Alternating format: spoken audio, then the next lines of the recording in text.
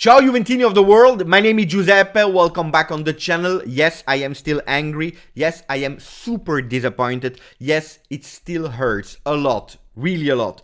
Pay attention, this one will not be the usual video, the one that you are used to, opening the Italian pages to see the titles, how they are describing our beloved Juventus. We will not enter the pages, the articles of Gazzetta, Corriere and Tutto Sport to see what they are saying about the moment of our beloved Juventus. It will not be the usual video of the day after, where we analyze the single performance with graphs, with stats, with average position. No, because if we do like that, we will only blind ourselves. We will go next to the problem. We'll avoid the problem. We will blind ourselves and not see that the problems are much bigger.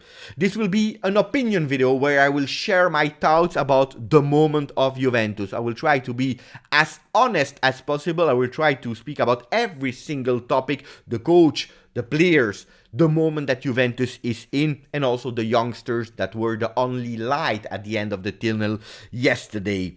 Juventus is out of the Champions League for the first time since 13-14. We were not able to go to the knockout stage, something super important also economically. Yesterday we asked them to save the face. Not to promise us to qualify to the knockout stages, which was impossible with only the win of yesterday versus Benfica, but at least save the face. Game over. We gave up. We lost that battle. That was the title of the thumbnail. But also game over in Champions League. We are out and we are not even sure to go in Europa League. We even beat some negative records like conceding 3 goals in the first time. First time ever in our history that it happens in Champions League. Also negative records in terms of winning. It's the first time that we are losing 4 out of the first 5 games of the group stages since 1995. A real disaster. If we really want to open at least one page, the one that is describing the moment of Juventus, the best is probably Corriere dello Sport, who is writing Juve all'inferno, Juventus in hell, because this is really hell. What we are enduring as fans is hell at the moment. If you want to continue to read, if you want to have full articles, OneFootball did a really great job reporting the words of Manuel Locatelli that was describing how bad we approached the game of yesterday versus Benfica.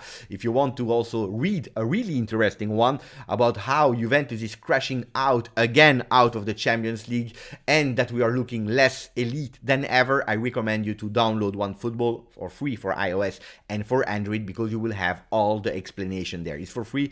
Go, link is into the description. If the loss versus Maccabi Haifa was a shame, words used by Andrea Agnelli, how can we describe the game of yesterday, the loss versus Benfica? They gave us a football lesson. They exposed how weak Juventus is in front of the entire world. They showed that we don't deserve to be in the elite competition that is called the Champions League. They outclassed us in every single part of the field yesterday. Defensively, what an embarrassment of Juventus. Offensively, playing in short spaces and marking themselves, having solutions and alternative, something that Juventus was totally missing. We were not even able to have an A plan, so imagine a B, C, D or E plan. Impossible. They outperformed us also in the middle of the field, winning all their contras, they duels on the field, but also aerial duels. Disaster from Juventus, guys. But also, and the most important thing, they showed that they wanted to play for their colors, for the red colors of their shirt, for the 65,000 people that were there in the stand, for the fans that were supporting,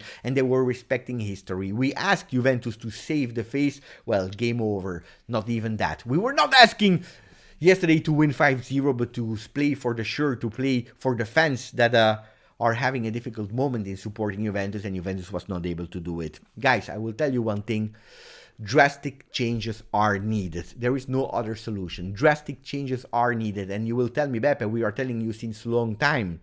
And it's not only now on the 26th of October that you are telling us that drastic changes are needed. Well, why am I saying it today on the 26th of October? It's because we tried every single alternative. We tried with the Retiro. We tried to change players in the summer. We tried to change formation, 4-4-2, 4-3-3, 3-5-2. We tried a Retiro. We thought to give our men some trust. We backing up our men, technical staff, players.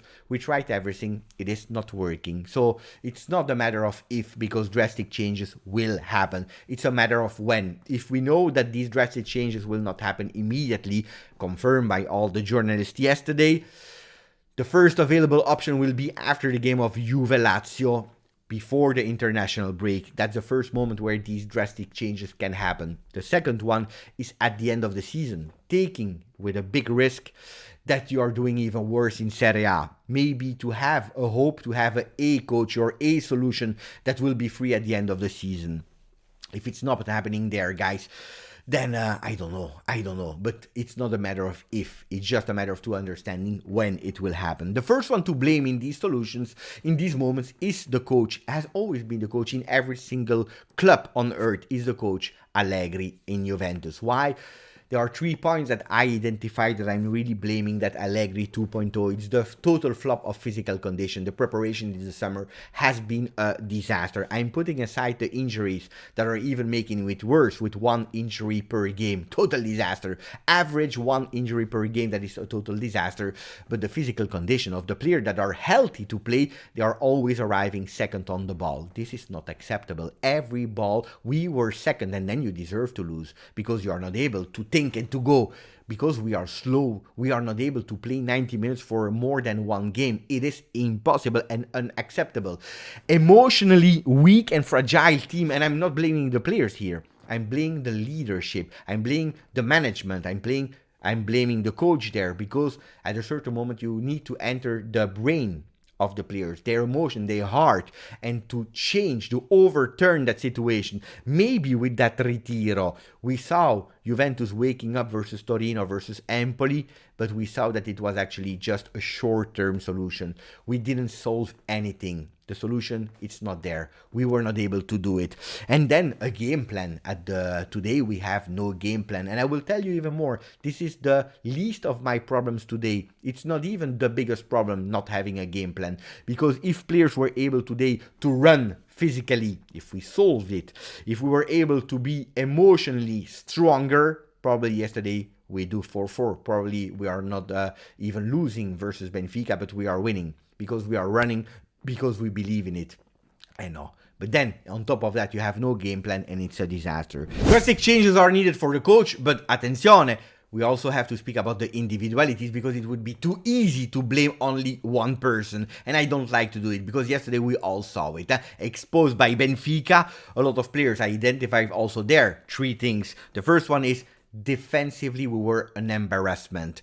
Defensively, we were exposed. We tried with Leonardo Bonucci, with Gatti, 2 total different players. One rookie that is entering for the first time that competition, one that has more than 100 appearances, I'm saying like that, in Champions League. The time is over for Leonardo Bonucci. The time has not come yet probably for Federico Gatti. Exposed yesterday defensively because it was an embarrassment. But also, the second point is, it's probably because we have a lot of players that are at the end of the cycle, and these players were starting there. We're speaking about Juan Cuadrado. I'm not even speaking about the penalty, but end of contract. 34 years, he gave his best for Juventus already. It's over, guys.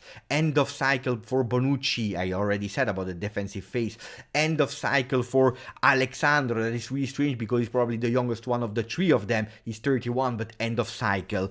And then the third one is not only the end of cycle players that yesterday were exposed by players from 18 years, from 21 years, really young, that were faster, were playing with and I'm not speaking about ours, but the ones of Benfica, but probably also some players that arrived at Juve and that we are still waiting for them to show. Locatelli, Weston McKennie, Vlahovic that needs to do more. A lot of players that need to show and to do better. Guys, Allegri won the individualities. A lot has to change. Rabiot that after 2 games of Super Rabiot disappeared yesterday.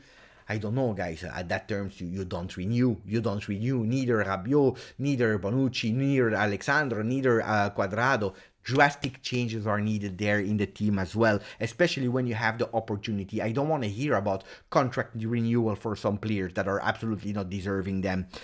Guys, my last point of the video is what we need. Well, we, the fans, we need the enthusiasm of Ealing Jr.